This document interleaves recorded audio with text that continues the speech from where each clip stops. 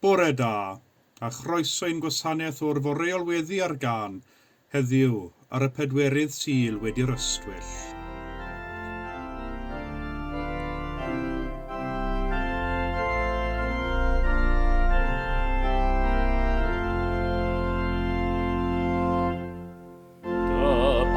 Bell dim o'r hyfryd yw o arglwydd byw y lluoedd mynychwen y chais weled hon rhag mor drathurion y doedd.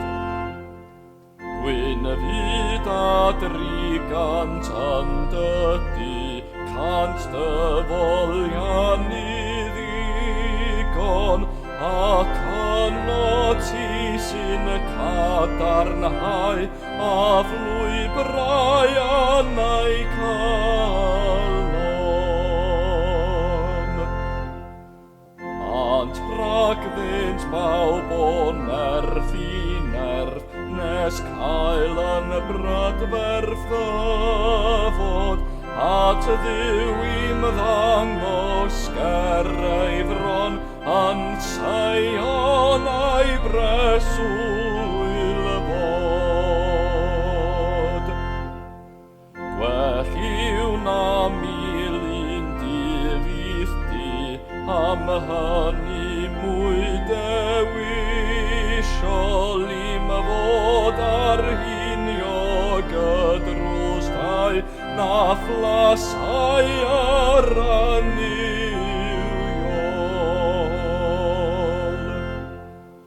O arglwydd yw y lluoedd mawr anfon i lawr dygymod, dedwy fiw'r dynarodd o'i greddau holl ymddiried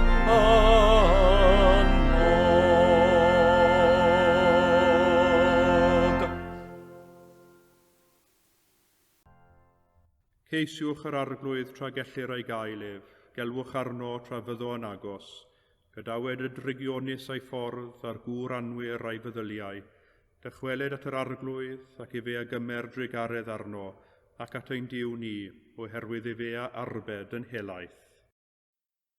Garedigion yng Nghrist, yr ydym yn presenoldeb y diw byw a holl gwmpaini nef, i offrym iddo, trwy ein harglwydd Iesu Grist, ein haddoliad a'n mawl a'n diolch, i gynyddu mewn gwir wybodaeth o'i gariad mawr tuag atom ac i'w ras gael dwi'n ffrwyth yn ein bywydau.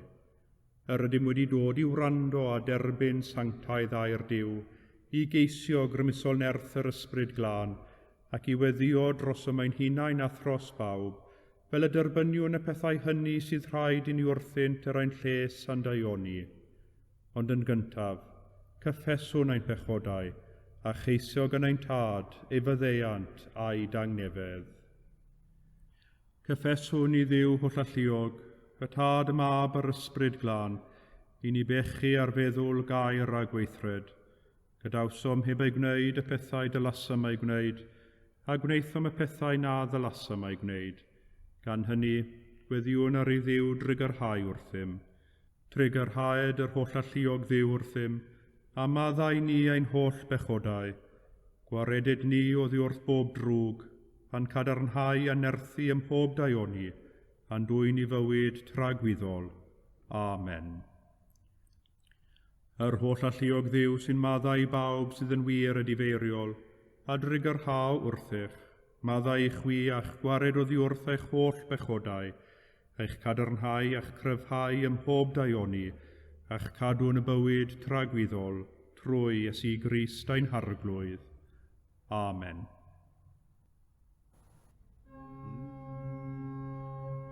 Arglwydd a gorau'n gwefusau, a'n genau a fynegad y foliant. Dyw brosiau'n canorffwyo, arglwydd brysur a un camorf, goniant i'r tod ac i'r mob ac i'r ysbryd glon. Megis yr oedd yn y dechrau, y mae'r awr hon ac a bydd yn wastad, yn oes oes oedd. Amen. Molwch yr arglwydd, Molianus fyddo enw'r arglwydd.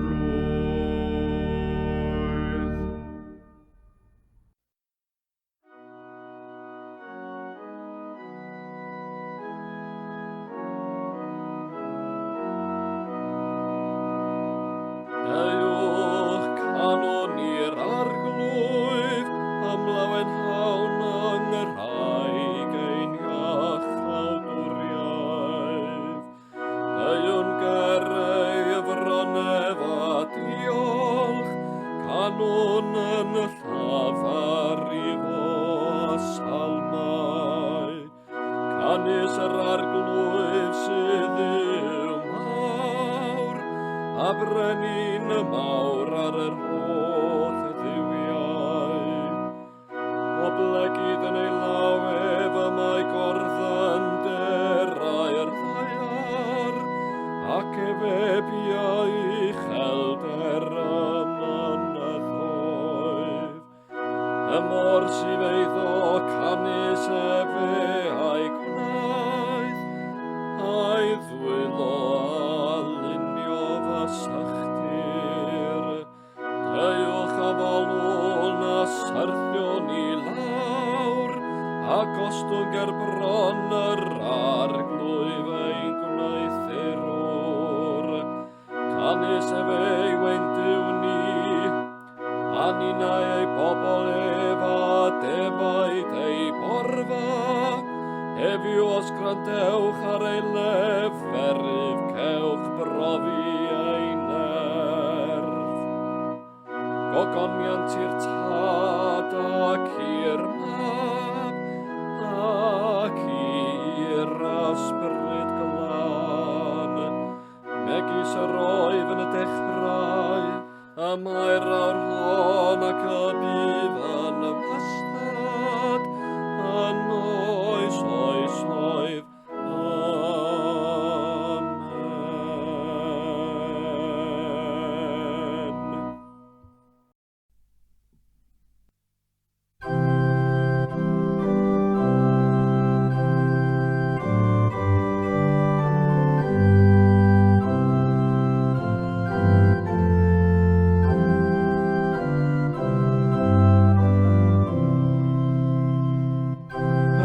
Bendithio'r arglwydd bob amser, a'i foliant fydd yn y fangenau yn wastad. Yn yr arglwydd y gorfol efo fy enaid, yr rhai gostynedig a glywant hyn ac a lawen y chant. Mawr a gwch yr arglwydd gyda mi, a chyd farchafon ei enw ef. Ceisiais yr arglwydd ac efe am gwrandawof, gwared o fi hefyd o'm hollon. Edrychais darno a hwy a oleuwyd, a'i hwynebau ni chawi lawyd. Y tlawd hwn a lefodd ar arglwydd a'i chlybu, ac a'i gwaredodd o'i holl drallodau. Angel yr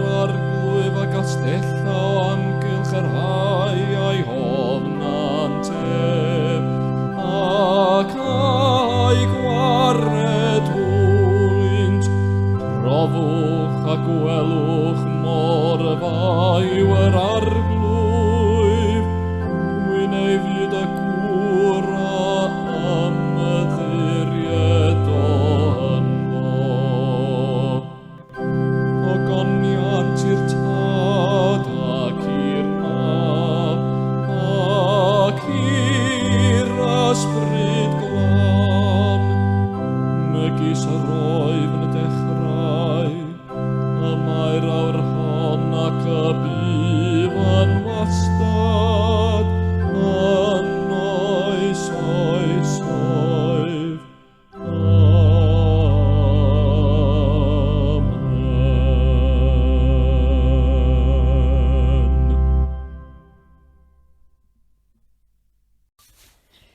Darlleniad o lyfr cyntaf y Chronicle, pennod 29, adnodau 1 i 6. Dywedodd y brenin Dafydd wrth yr holl gynulleidfa, a mae fy mab Solomon a ddewiswyd gan Dduw yn ifanc a dibrofiad, ond y mae'r gwaith yn fawr oherwydd mae palas i'r arglwydd Dduw ac wneud i ddyn yw hwn. Yr wyf wedi paratoi hyd eithaf fy ngallu ar gyfer tu fy Nuw. Rhoddais aur ar gyfer popeth aur, arian ar gyfer popeth arian, pres ar gyfer popeth pres, haearn ar gyfer popeth haearn, a choed ar gyfer popeth o goed. Rhoddais hefyd feini onyx a meini i'w gosod, meini glas a camryliw, gemau gwerthfawr o bob math, a llawer o alabaster. Hefyd, am fy mod yn ymffurfrydu yn hy fy Nuw, yr wyf wedi rhoi fy nhysor personol o aur ac arian i di fy Nuw. Ar ben y cwbl, yr wyf wedi paratoi ar gyfer cysegr 2,000 o dalentau o aur offir a 7,000 o dalentau o arian coeth, i'r rhoi'n heinau ar baradwydd y tai, yr aur ar gyfer popeth aur, a'r arian ar gyfer popeth arian, ac hefyd ar gyfer holl waith celfydd. Pwy sy'n barod i ymgysegru o'i wirfodd i'r arglwydd heddiw? Yna, rhoddodd arweinwyr y teuluoedd, peneithiau llwythau Israel, capteiniaid y miloedd a'r cannoedd, a swyddogion gwaith y brenin i gyd offrwm gwirfodd. Dyma air yr arglwydd.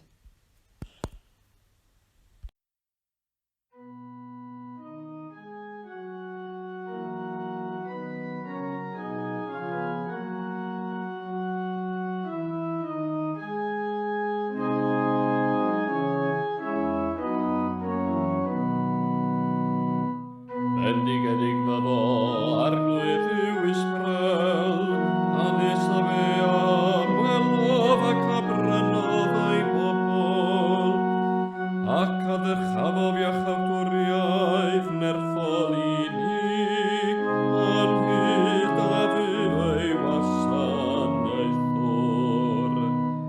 Megis y ddywedodd trwy enau ei sanctau proffwydi, yr rhai oedd o ddechreuad y byd, yr anfon a fe fi'n i ymwared rhag ein gelynion, ac oddi wrth wylo pawb sy'n ein casau.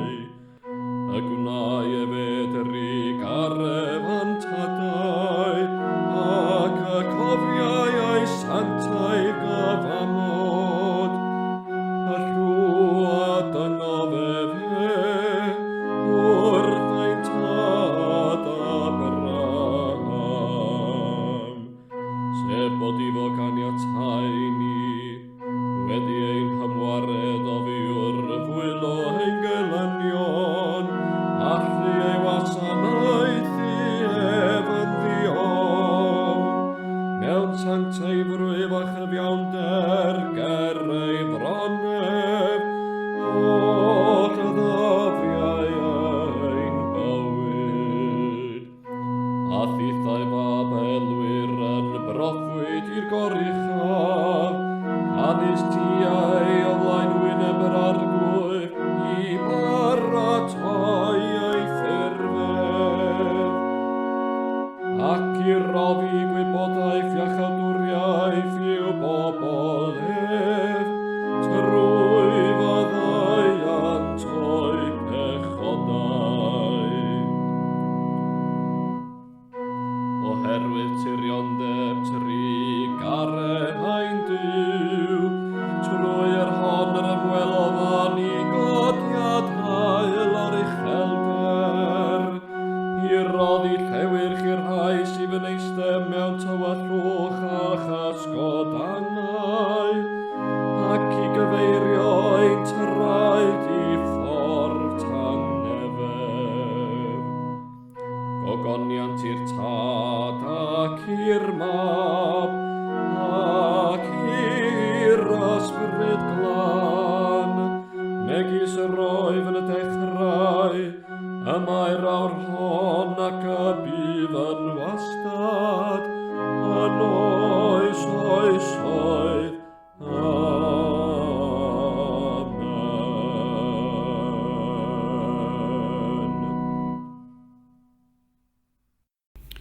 Daw'r darlleniad o'r 7 bennod o lyfr yr actau.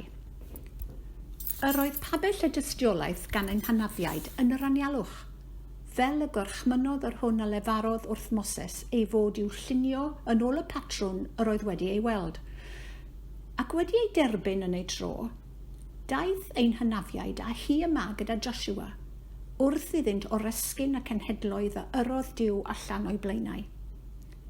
Ac felly y bu hyd ddyddiau Dafydd. Cafodd ef ffafr ger bron Duw a deisyfodd am gael tabernacl i dŷ Jacob. Eithir Solomon oedd yr un a adeiladodd dŷ iddo.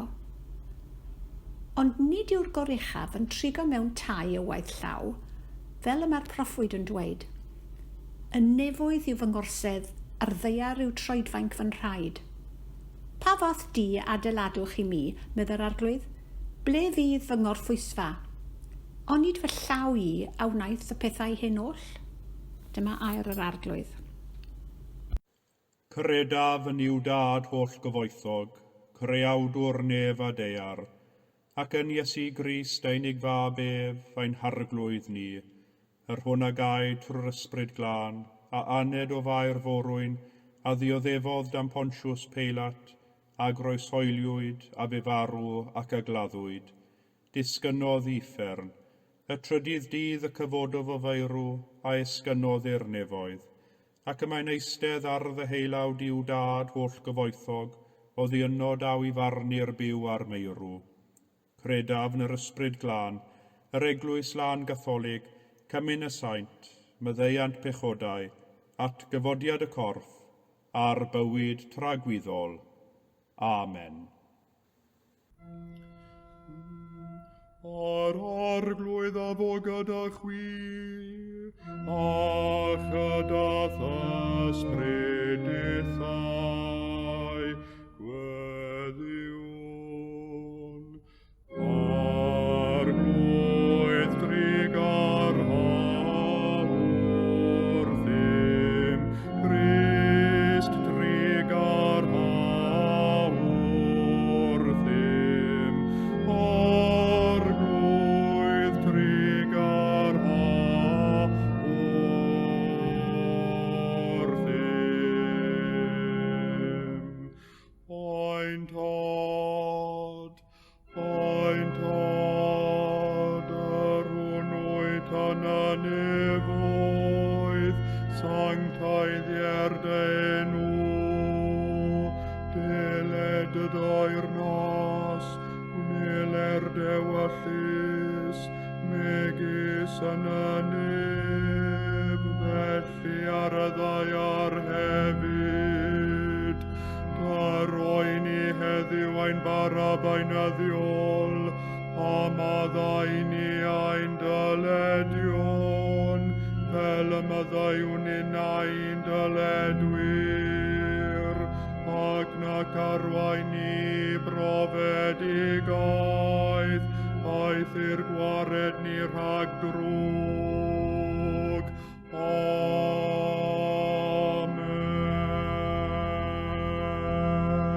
Amen.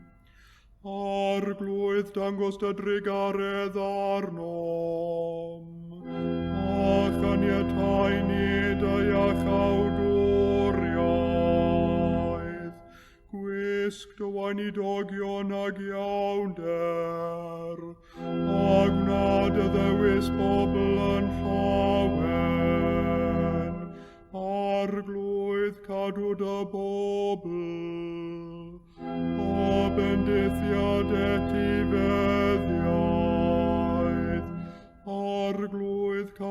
frenhines, ar oiwch anghorwyr ddoethinen, arglwydd dyrod angnefedd yn ein dyddiau, ac amddiffyn i byth yn erthol, Duw glanhaen calonau, ac adnodd ysbryd yn iawn o'n mewn. O arglwydd do'i safwn arnat dderbyn yn drigarol gweddiaid y bobl sy'n galw arnat, a chaniatáu ddyn ddeall a gwybod yr hyn a ddylent ei wneud, a hefyd gael gras a gallu wneud yn ffyddlon, trwy Iesu Grist ein harglwydd. Amen.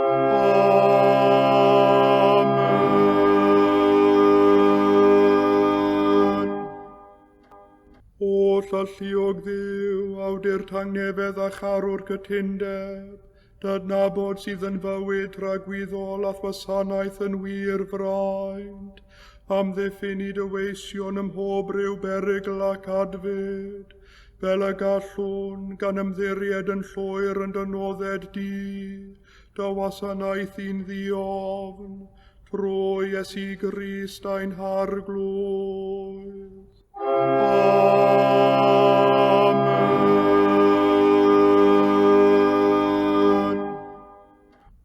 Nefol dad yn cedwaist yn ddihangol hyd ddechrau'r dydd heddiw, amddiffyn i athgadarn allu, a chaniatân a syrthiwn y dydd hwn i unrhyw bechod, na rhedeg i unrhyw berygl, ond bod ein holl weithredoedd wedi ei lliwio wrth dylywodraeth, i wneud yn wastad yr hyn sy'n gyfiawn yn dolwg di, trwy Iesu Grist ein harglwydd.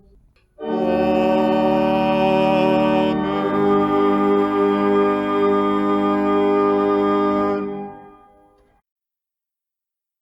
Gweddiwn dros holl Eglwys Crist, a thros bawb yn ôl a'i hangen. Arglwydd yw, ti yw goleini'r wawr ar ei thoriad, ti yw'r goleini sy'n ymlid y tywyllwch, ti yw goleini'r hael ganol dydd, ti yw ein diw, ein ceidwad a'n tad. O flaen disgleirdeb dy sancteiddrwydd yr ymgrymwn, ac yn llewyrch dy gariad dy dymunwn rodio, yn awr a phob amser, trwy Iesu Grist ein harglwydd. Amen. Wrth i ni weddio dros yr eglwys, gweddiwn dros bawb sy'n lliwio bywyd yr eglwys yng Nghymru. Dros Andrew John, yr archesgob, dros Fainc yr esgobion, a thros bob pwyllgor a chyngor eglwysig. Cofiwn ein bod yn rhannu'r un alwad, i gyflawni gwaith y deyrnas. O llalluog a thragwyddol Dduw, a llywodraethir ac y sancteiddir holl gorff yr eglwys gan dysbryd. Derbyn ein gweddiau dros bawb yn eglwys sanctaidd, fel y gall pob aelod ohoni, yn ei alwedigaeth a'i weinidogaeth, dy wasanaethu di'n gywir ac yn ddiwiol, trwy Iesu Grist ein harglwydd. Amen. Wrth i ni feddwl am anghenion ein byd, a'i sefyllfaoedd dyrys, deiwn ger dyfron y bore yma bobl yr Wcrain, a'r holl sôn am ryfel. Gweddiwn y bydd pob ymdrech a phob cam ymlaen yn arwain at gadw'r heddwch. O llalluog Dduw, fan honell pob meddwl o wirionedd a hedd, ennyn yng nghalon pob un wir gariad at heddwch, ac wrth oethineb pur a heddychlon, arwain y rai sy'n ymgynghori dros cenhedloedd y byd, fel yr hyrwyddir dy deyrnas mewn tangnefedd, nes llenwi'r ddaear a gwybodaeth o'th gariad, trwy Iesu Grist ein harglwydd. Amen. Heddiw gweddiwn dros bawb sy'n digartref. Yr rheini sy'n cysgu ar strydoedd y ddinas neu mewn lletiau dros dro. Gweddiwn dros y digartref cudd, y rhai sy'n dibynnu ar garedigrwydd ffrindiau am leti. Gweddiwn am dyfendith dros waith canolfan yr hygyd, tŷ gobaith ac enfys gobaith, dros waith byddin yr iechawdwriaeth, a thros bawb sy'n estyn llaw o gymorth i'r rhai sy'n ceisio ddod o hyd i leti parhaol. Dduw trigarog, fe ddatguddiais dy gariad at ddynoliaeth yn Iesu, yr hwn a ddechreuodd ei ddybywyd ei arol yn nodi'r stabal, ac a ddygwyd i ben ymhoen ac unigrwydd llethol y groes. Dygwn unnau'r rhai sydd yn ddigartref ac yn oer at y tŷ yn ein gweddiau, gan ofyn ar ei tŷ ei tynnu yn agos atat dy hun a'i cysuro, gan fendithio'r rhai sydd ar waith yn darparu cysgod, bwyd a chyfeill a chyddynt, trwy Iesu Grist ein harglwydd. Amen. Ac mewn ened o dywelwch, cofiwn gerbron Duw o'r rheini y gwyddom ni amdanynt, sy'n dioddef mewn corff, meddwl neu ysbryd.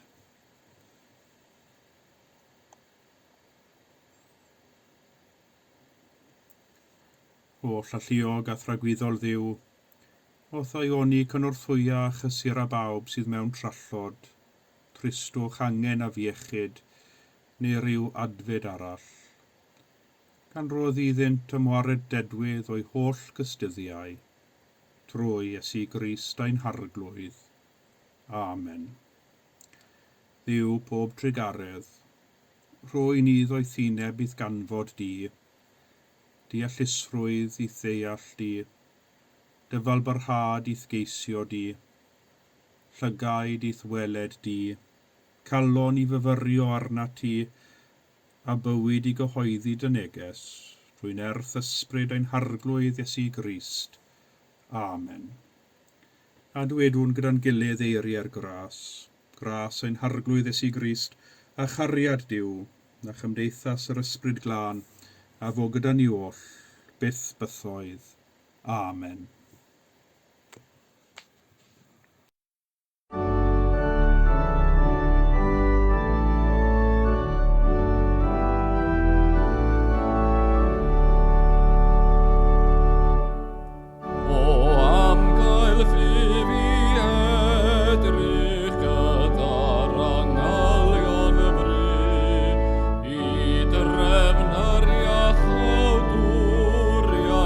I'r gelwch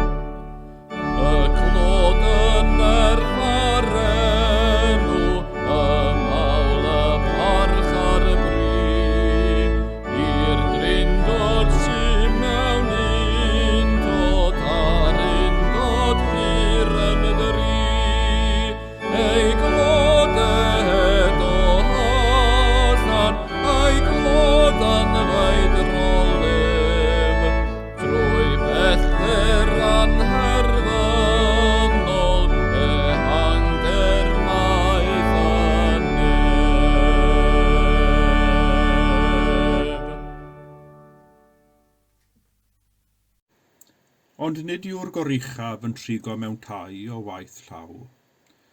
Yr 8fed adnod ar 20 o'r 7fed bennod o lyfr yr actau. A oes yna le neu lefydd sydd yn bwysig i chi? Lle neu lefydd ble ydych chi'n teimlo'n agosach at Dduw, neu le mae Duw yn teimlo'n agosach atoch chi? Mae rai pobl yn dweud bod nhw'n teimlo'n agosach at Dduw pan maen nhw yng nghanol y wlad, yn cerdded trwy goedwig, neu wrth iddyn nhw dringo i gopa mynydd ac edrych ar olygfa o didog sy'n ymestyn o'i blaenau. Mae rai pobl yn dweud bod nhw'n teimlo'n llawer agosach at Dduw pan maen nhw'n gweithio yn yr ardd neu'r rhandir nag yma nhw mewn unrhyw wasanaeth yn yr eglwys. Mae rai pobl wedi dweud bod Duw wedi teimlo'n agos iawn atynt wrth iddynt ymweld ar ryw eglwys neu fan gysegredig hynafol, ble maen nhw wedi cael y teimlad bod y ffin rhwng amser a thragwyddoldeb yn denau iawn. Mae eraill yn gallu cael profiad o agosrwydd Duw wrth ddarllen nofel neu wrando ar ddarn o gerddoriaeth. Efallai bod gennym le neu lefydd sy'n bwysig i ni oherwydd yr atgofion sydd gennym am y llefydd hynny, ble dyn ni'n teimlo'n gartrefol ac yn ddiogel, wedi'n cofleidio ag atgofion melys cysurus. Mae gennym ni gyd ein llefydd yr ydym yn hoffi yn cilio iddyn nhw o bryd i'w gilydd. Wrth gwrs, dyn ni gyd yn wahanol, ac oherwydd hynny fe brofwn ni agosrwydd Dduw mewn gwahanol ffyrdd ac mewn gwahanol lefydd a thrwy wahanol gyfryngau. Wrth gwrs, y mae Duw yn agos ato am bob amser, nid yw Duw yn ein gadael, fel y dywed y salmydd wrthym, i ble y raf oedd i wrth dysbryd, i ble y ffoaf oedd bresenoldeb, neu fel dywed yr ymynydd, mae Duw yn llon pob lle, presennol ym mhob man. Y mae Duw gyda ni ble bynnag yr awn, ond mae yna adegau pan y ddeiwn yn ymwybodol o'i bresenoldeb yn fwy nag ar y degau eraill, pan deimlwn fod ei bresenoldeb yn agos atom. Meddyliwch chi am yr air sydd o'n hamgylch. Yr air, dyn ni'n ei anadlu drwy'r dydd a'r nos. Dyn ni'n treulio'r rhan fwyaf o'n hamser heb feddwl ddwywaith amdano. Mae'n rhan anatod o'n bywydau, ni allwn fyw hebddo. Ond mor anatod ydyw i'n bywydau, chydig iawn o amser y dreiliwn yn meddwl amdano, mae fe yno. Dim ond ar yr adegau hynny pan awn ni allan o'r tŷ ar ddwyrnod oer ac yn sydyn fe deimlwn yr air oer yn bwrw'r ysgyfaint, neu efallai ein bod yn clywed rhyw arogl yn yr air ac fe gawn ein hatgoffa o'i bresenoldeb parhaus o'n hamgylch. Nawr mae'n testyn y bore yma'n mynd â ni at y gwirionedd hwn, bod Duw yn holl bresennol.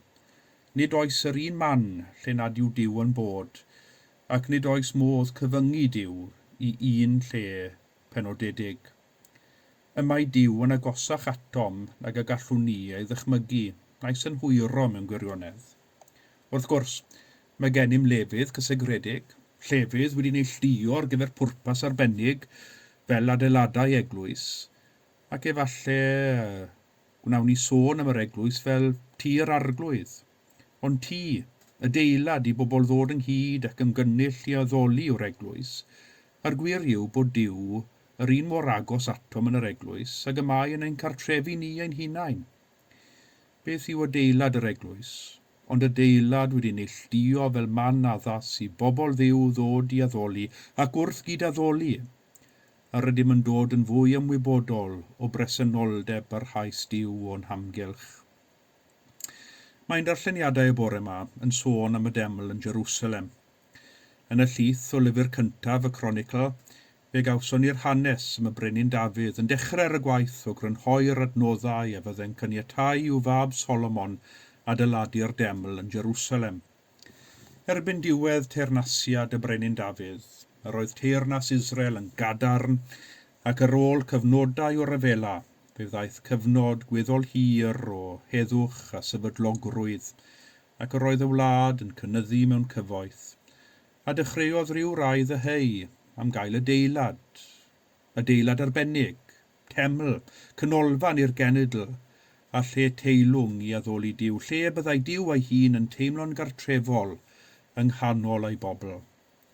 Roedd y brenin Dafydd wedi adeiladu palas iddo ei hun, ond oedd gan Dduw nunlle i breswylio ynddo. Dyna oedd y dadl.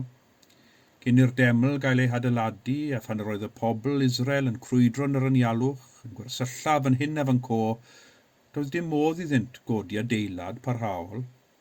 Yn hytrach, roedd ganddynt y tabernacl, pabell, ac ynddi yr oedd arch y cyfamod, pabell seml, dirodres, dyna i gyd oedd ganddynt, pabell, oedd yn mynd i fa le bynnag yr air bobl, yn arwydd gweladwy bod Duw yn teithio gyda nhw.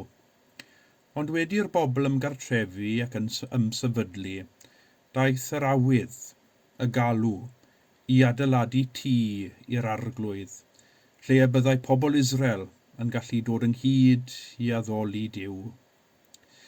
Nawr, nid oedd hawl gan Ddafydd i adeiladu'r deml, oherwydd rhyfelwr ydoedd, yr oedd gwaed ar ei ddwylo. Felly, i Ddafydd ddechrau'r gwaith o godi arian a chrynhoi'r adnoddau angenrheidiol yn barod ar gyfer y gwaith adeiladu, a'i fab Solomon a fwriodd ati i godi'r deml. Daeth y deml yn arwydd gweladwy cadarn o ffydd pobl Israel yn ei Duw. Daeth y deml yn gynolfan addoli, lle byddai pobl yn dod ar bererindod i ddathlu'r gwyliau mawr, ac mewn amser, y deml oedd y lle mwyaf cysegredig a phwysig i bobl Jwdea. Yno, yr oedd Duw yn preswylio, ac wrth fynd i'r deml, yr oedd pobl Israel yn credu ei bod yn nesau at bresenoldeb sanctaidd Duw. Yn araf, fe ddatblygodd y gred. Mae yn y deml, a'r deml yn unig, yr oedd Duw wedi ddewis fel ei preswylfod ar y ddeiar. Roedd nunlle arall yn deilwng o'i bresenoldeb sanctaidd. A phan symudwn at y Testament Newydd ac i'r Efengylau, fe welwn ni bwysigrwydd y deml ym mywyd Iesu. Yn faban 20 wrnod oed, fe aeth Mair a Joseph ag efi'r deml mwyn ei gyflwyno i'r arglwydd. Yn fachgen ieuanc ymunodd Iesu a'i rieni a mynd i'r deml i gadw gwyl y Pasg. Yn ystod y weinidogaeth, fe gawn Iesu'n mynd i'r deml i ddysgu ac yno a gyrrodd allan y cyfnewidwyr arian a rhai oedd yn gwerthu colomennod. Roedd gan Iesu barch tuag at y deml fel tŷ gweddi. Ar ôl y croeshoeliad a'r atgyfodiad, mae'n dda i ni nodi bod y disgyblion wedi treulio llawer o'i hamser yn y deml, yn addoli Duw ac yn dysgu yno, yn defnyddio'r deml fel tŷ gweddi. Roedd y deml fel lle cysegredig ac fel tŷ gweddi yn bwysig i ddisgyblion Iesu ac i'r Eglwys Fore. Ac mae'n hael lyth y bore ma'n dod o lyfr yr actau ac o araith fawr Steffan wrth iddo bledio a'i achos o flaen y Sanhedrin yn rhoi amddiffyniad clir iddynt o'i ffydd yn Iesu fel y Meseia. Y beth sy'n rhyfeddol am araith Steffan, merthyr cyntaf yr Eglwys Gristionogol, yw'r ffordd y mae'n herio'r awdurdodau crefyddol, awdurdodau y deml, trwy ddweud nad oeddynt hwy yn berchen ar Dduw, a bod Duw yn Dduw oedd yn gallu gweithio, y tu allan i wlad Israel fel yr oedd yn gallu gweithio oddi mewn iddi. Wedi'r cyfan, yr oedd Duw wedi galw Abraham yng ngwlad Mesopotamia, yr oedd Duw wedi gwaredu pobl Israel o wlad yr Aifft, ac fe roddodd Duw y deg o'r chymyn i'w bobl a selio'r cyfamod ar fynydd Seinai yng ngwlad Midian. Doedd Duw ddim yn cyfyngedig i wlad yr Iddewyd, ef yw creawdwr y bydysawd. Yn yr un modd nid oedd Duw chwaith yn gyfyngedig i'r deml, ond nid yw'r goruchaf yn trigo mewn tai o waith llaw, meddai Steffan wrth y Sanhedrin, ac os felly, nad oes angen y deml nac unrhyw le neilltuol arall mwyn addoli Duw. Yma'r ddeiar ar ôl sydd ynddi yn eiddo'r arglwydd. Nid oes modd cyfyngu Duw un genedl, un diwylliant, un deml, un eglwys, un man yn unig, oherwydd y mae Duw yn llon pob lle. mor bwysig oedd y deml fel canolfan i bobl gael dod ynghyd i addoli a gweddio, mor bwysig oedd y deml fel arwydd o hunaniaeth a gobeithio'n pobl Israel, nid oedd Duw yn gyfyngedig i'r lle hwn.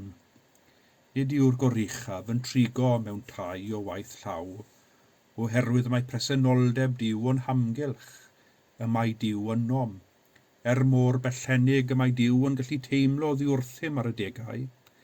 Fel Iesu ar y groes fe allwn ninnau weiddi fy niw pam yr wyt wedi fy ngadael.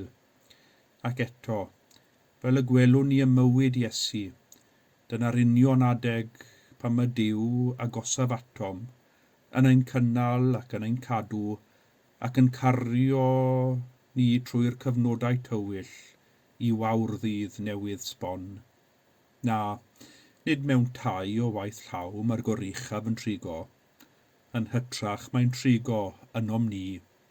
Amen.